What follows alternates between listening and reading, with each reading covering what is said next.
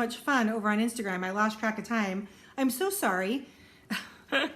Let me pull up my my account so I can see everybody. Yikes, I apologize. YouTube, no, go away, go away. Not you guys, don't go away. The thing on my computer, go away. That's, yes, that, live, there I am. Okay, this button. Okay, I can now see. Oh, yes, it's made for kids. This is a family show. This, yes. Okay, so I can, what's going on here?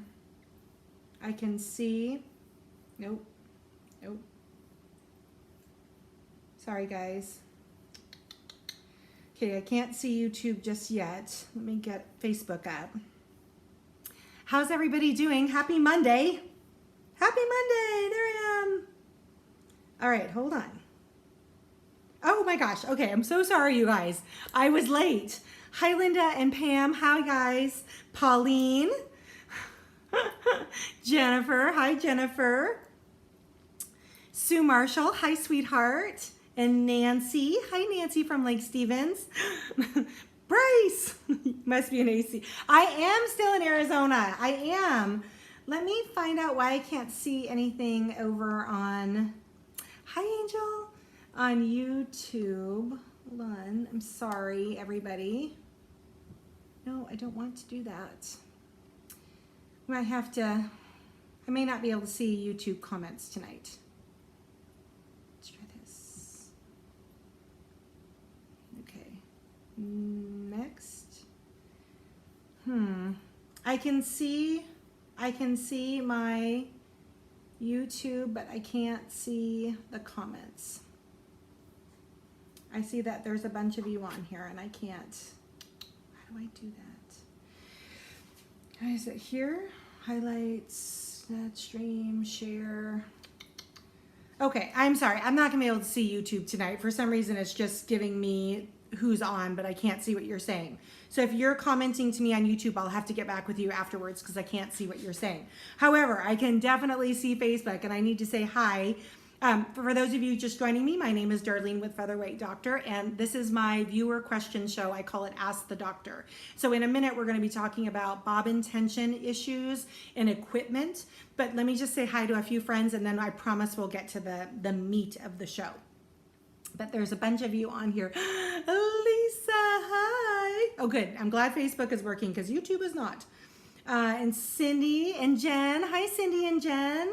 Sandy Reese. Hi, Bridget from Rimrock. Did I forget anybody? Angel, I think I said hi from Houston. I am still in Arizona. Oh, thanks. This is vacation, Darlene. So if you notice that there's a bit of burden lifted from my face, it's because I'm on vacation. And I've got some sun today too, which is lovely. Hi, Sharon from Branson. And Jennifer from Mississippi, or Joanne, I'm sorry, from Mississippi. Hi. Helen from Bellingham. She says, cold and damp here. Enjoy the warmth. I'm trying. And Dee says, technology is grand when it works the way you want it to. Isn't that the truth? So I am here in Arizona. For those of you who, follow me, I flew down at the end of last week. I had a bunch of workshops to teach here. I had an amazing Featherweight spa day yesterday out here in East Valley. My students were wonderful and inquisitive, and their machines were all so lovely, and I nearly cried. I was so thankful to be back in a classroom with students and to see a sea of featherweights in front of me. This season has, for a teacher that loves to be in front of people and walking alongside of people, this has been extremely difficult, this COVID season that we live in. But I know that one of the things that has been particularly fulfilling for my heart is being able to be on here with you guys and having a relationship with people that we may have never naturally crossed paths. And so it's been a blessing. It hasn't been all bad, let's just put it that way. But to be back in a classroom just was very cool for me. And I have some more classes coming up in the next couple days at the same place. A good friend of mine, wonderful human being as well as a great quilt shop owner, Kathy Reynolds at A Quilter's Oasis. Her team of people are top notch. They are intelligent and articulate, and they have good taste also. She knows how to hire good people. So for those of you living in the Phoenix area, might I just say that if East Mesa seems like a bit of a drive, it's worth the drive. And she has a huge section of Tula Pink fabrics, which is my favorite. So there you go. All right. So today we are going to talk about bobbin tension. This is a source of frustration for a lot of people, and so I wanted to try, because there were some people in the class on Saturday that were having a lot of trouble with their bobbin tension. I wanted to try and dispel some of the myths of the bobbin casing and the bobbins and the new versus the old, and I thought we would talk about that today. One of the things that prompted this whole discussion was I run a Featherweight troubleshooting group on Facebook, and there was a gentleman that has been disassembling a machine and doing some really deep restoration work on a machine, and he was having some trouble with his bobbin casing, and so he had told me that he had finally got to the root of the problem, and it wasn't a common one. So I thought I wanted to come on and talk to you about this. Okay, so let's start from the beginning. You have two different kinds of bobbins. So the original bobbins, the bobbins that would have come with the machine, look like this. And you notice that there's no little holes towards the inside of the diameter of the machine. The vintage bobbins look like this.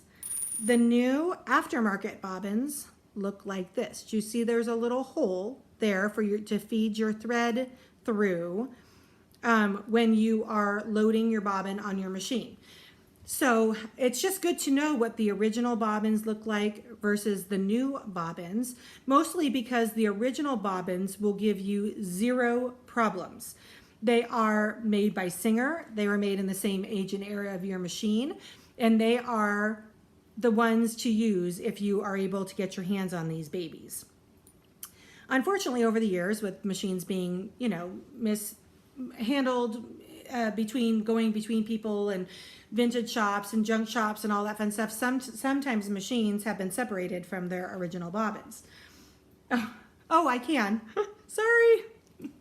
Reagan's not producing for me today, so I apologize. Thank you, Lisa, for telling me that. Okay, so let me do that again. So vintage bobbins, no center hole, versus new bobbins. You see that extra hole towards the center. You see that? So there's some dispelling of a myth here. People sometimes have trouble with the new bobbins. That's because they purchase them from Amazon or from places where they don't have a direct, relationship with them. The problem with them mostly is that if they're not the right depth, and what I mean by depth, then they won't sit in the bobbin casing properly and they'll cause some trouble.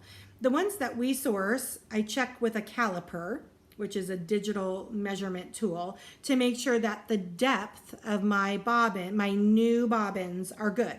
So the bobbins that you get from me, 99.9% of the time will work in your Featherweight, where the vintage bobbins 100% of the time will work in your Featherweight. But if you've ever purchased bobbins from not a Featherweight business, then they probably aren't being checked with a caliper to make sure the depth of the new ones are correct.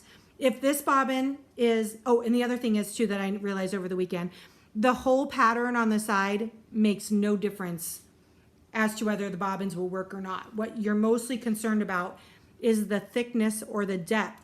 So when it seats in your bobbin casing, it actually is going to sit just outside of the casing. It should not be flush to the top of the casing. That is the right caliper or depth of bobbin. So that's the myth on whether buying new bobbins or old bobbins are better. Hi, Jackie, Cheese Lover 12. Got my package today, can't start.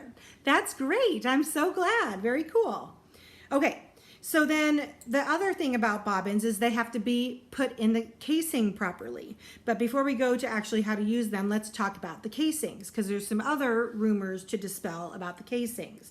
So a vintage original casing will say Semenko on it. That is a Singer part. It's like GM Motors has Mopar, that's their OEM part. Semenko is Singer's OEM part. So if your bobbin casing says Semenko, that is the original vintage bobbin casing.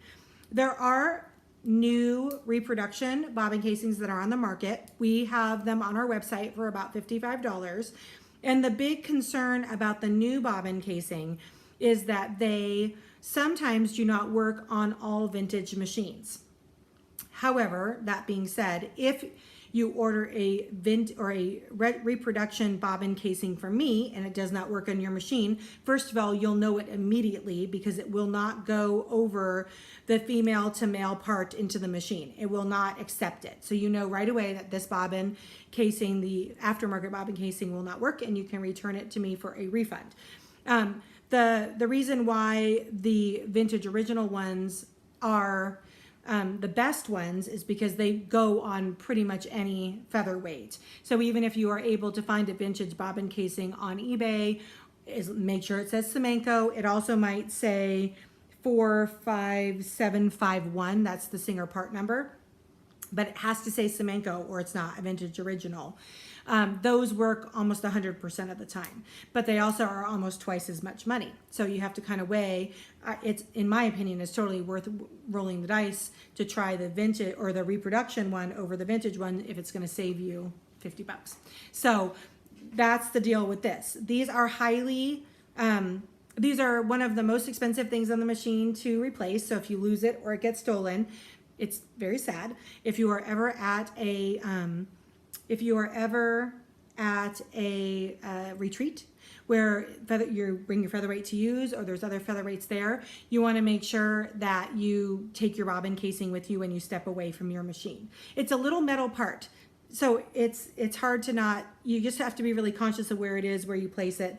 I've heard of unsavory people going through and hitting retreats and stealing all of the vintage bobbin casings out of the machine. So just buyer beware, be really careful with this. It's kind of like having a little expensive coin or piece of jewelry in your pocket. You want to be really careful with this.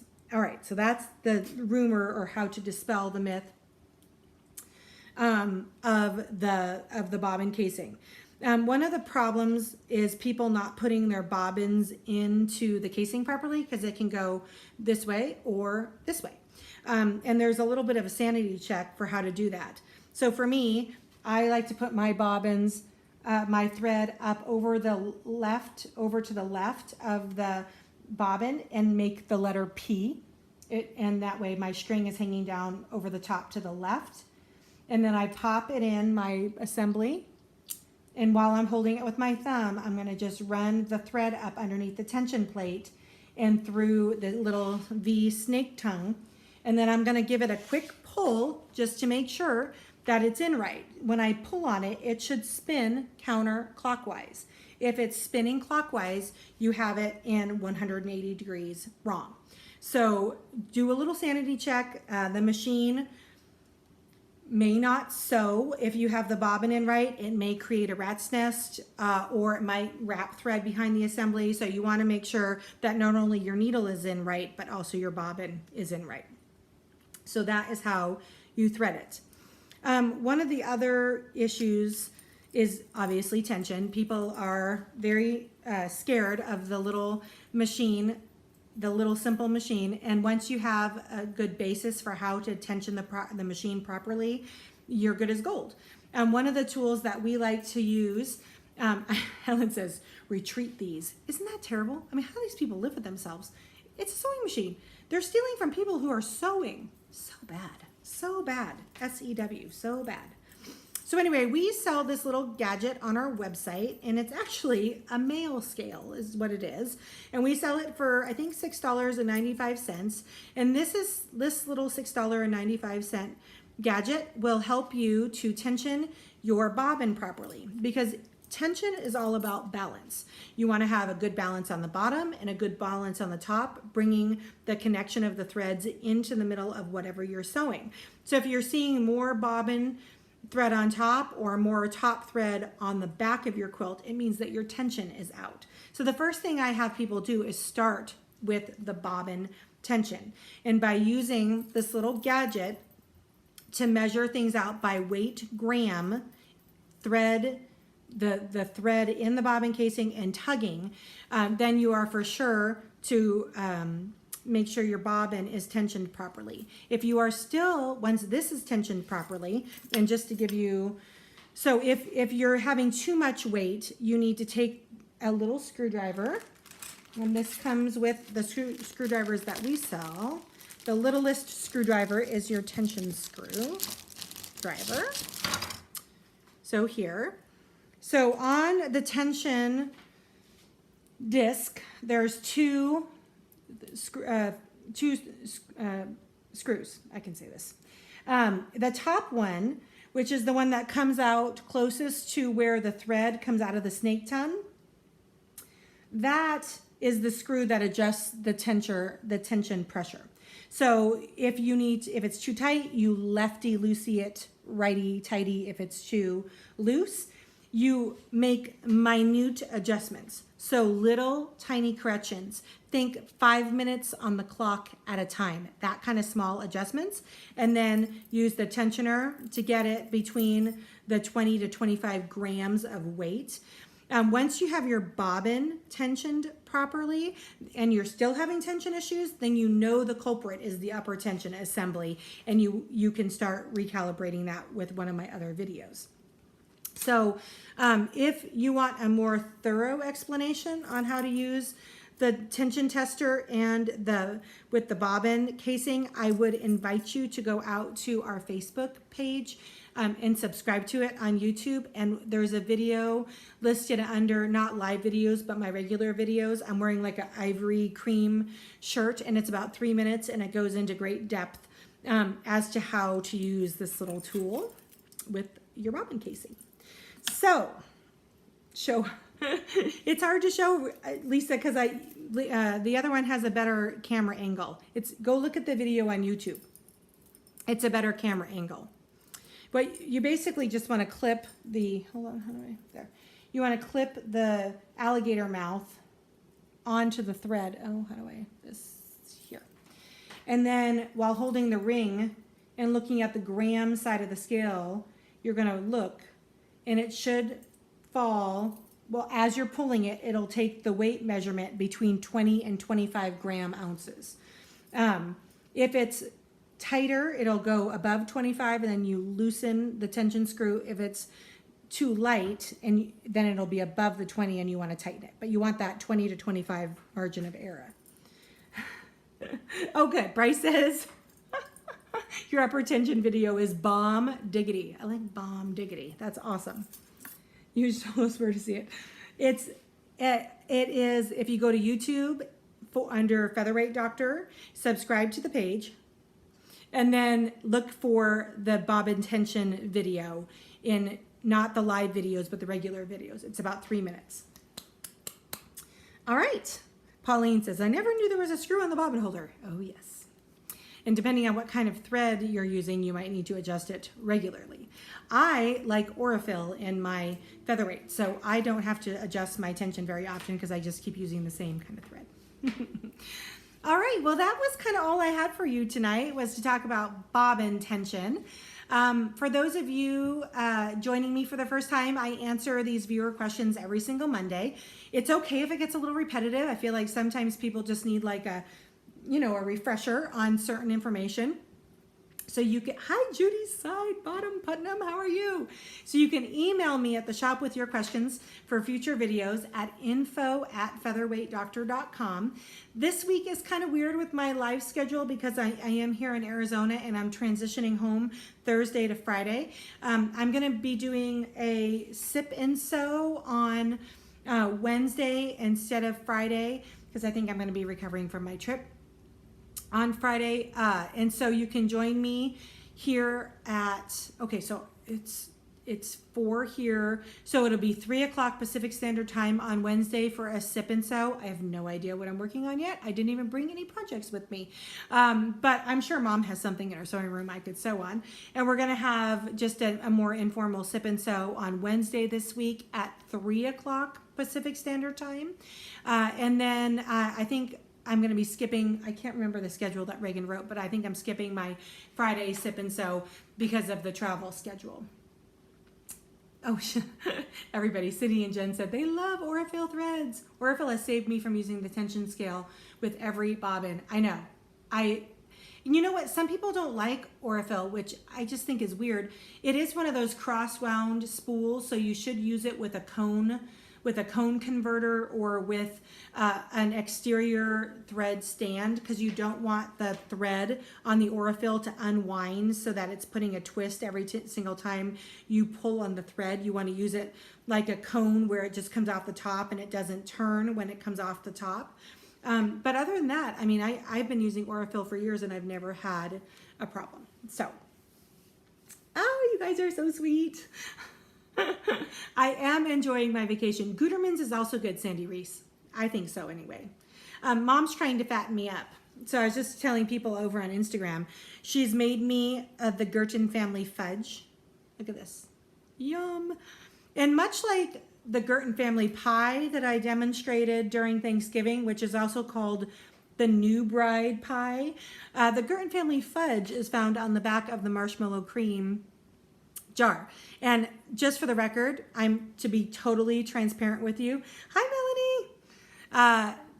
I can't do the fudge recipe. I know it is like simple, and I even use a candy thermometer, but I never seem to get it to the right like temperature, and then it turns into really good like ice cream topping and never actually hardens and makes a nice fudge. So even though the Gurton family fudge recipe is really the back of the marshmallow cream, it escapes me. I can't figure out what I'm doing. For those of you leaving comments, I see some people have made some comments on YouTube. I will get back to you after the show since I can't see it right now for some reason. Oh, I need to get those cone holders. Yes, Miss Jeanette, I have them at the shop. Oh, okay. You guys are talking. Yes, I've gotten lots of baked goods this week from my friends out here. Faye made me shortbread cookies. Lisa made me baklava. Mom's made us Christmas cookies and fudge. Oh, everybody's trying to fatten me up. The diet will start when I get back home and can get back on my Peloton. Like the quilt in the back of the chair. Oh, isn't that pretty? The red and white one, is that the one you see? I'm stealing that quilt someday. I quilted that quilt and it is, I'm not trying to be non-humble here, but one of the best quilts I've ever done. Hi, Kathleen Rogers. Oh, is that why my fudge won't set up? Because there's too much humidity in Seattle? I like that. It's because I live in Seattle. It's not because I'm incapable of making fudge. You guys are cracking me up. All right, so I will be back on camera on Wednesday. I will watch for snail mail from you. If Bonnie Pelton is watching, I got your Christmas card, and I think your little doggy is so cute. Thank you for sending that to me. All right, guys, I'm going to jump off. I hope everybody has a great night. I'm going to go find some more Mexican food to engorge myself on. And I'll see you back on Wednesday. Bye.